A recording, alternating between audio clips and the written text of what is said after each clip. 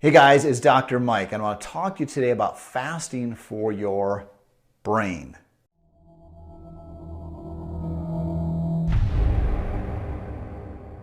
Right now, fasting is a huge trend. It's very popular, and there's a lot of benefits in terms of your health to fasting, but I want to talk about what it does for your psychological aspect.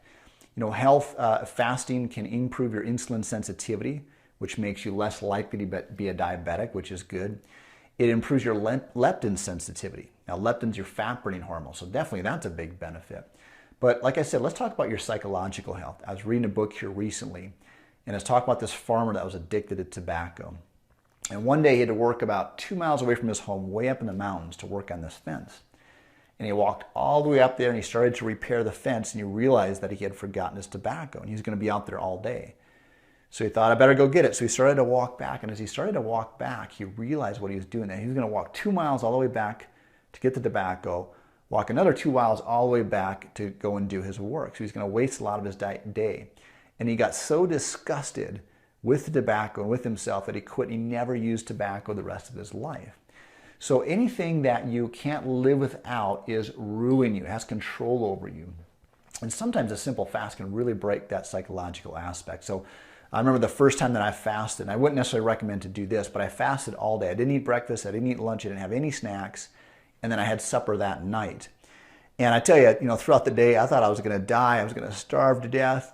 I was so hungry. How was I going to be able to make it? And it was pretty difficult throughout the day. But when the end of the day was done, I looked back and I thought, that wasn't that hard. I was able to do it. And what it taught me is that I can live without food for pleasure. Now, we all need food to survive. But I realized that, I don't need that for that psychological pleasure. I can live without that food, and there's some huge benefits to that. So here's 3 simple ways that you can get started with fasting. So one thing that I do on a regular basis, typically on Mondays, sometimes I do it on Thursdays as well, is I just do about an 18 to 20 hour fast, which means I'll have my supper on Sunday night around 5 or 6 in the evening. I don't eat anything the rest of the night. I don't eat breakfast. I don't do anything until around noon, around lunchtime. And typically on Mondays, I'll have just a shake and a salad for my lunch. Again, I want to keep it real clean.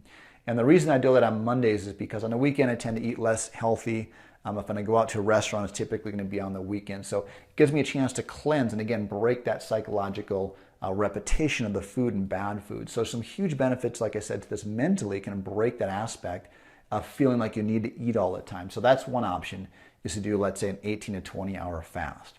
The second thing is to fast on something specific. So maybe you're going to fast on coffee. Maybe you're going to fast on bread. So one specific thing, a food item that you're going to fast on for a period of time. So if it's coffee and you're really addicted to coffee, maybe just start with one day. Or we could even start with a certain period of time. You could say, I normally have coffee first thing in the morning, and instead of having it first thing in the morning, I'm going to wait until noon. Again, just that little bit can start to break that psychological addiction. Go, hey, I can live without coffee first thing in the morning. And you'd be amazed at this trend that this can start up. And then the third option is to regularly fast for a certain period of time on something other than food. It can be media. For example, I've recently started to turn my phone off. I usually leave my phone off from 8 o'clock in the night till 8 o'clock in the morning. So first thing in the morning, I don't want to have answering emails or checking Facebook. And sometimes that phone's just too addicting to have on. So I don't even turn it on until about 8 o'clock, or at least I'll leave it in airplane mode. So there's some things that are just some huge benefits. And again, health-wise, yes, but mentally, how this can break the cycle to being addicted to coffee or your phone or something like that. So try that out. Try one of those fast, and love to hear your feedback and see how it works for you.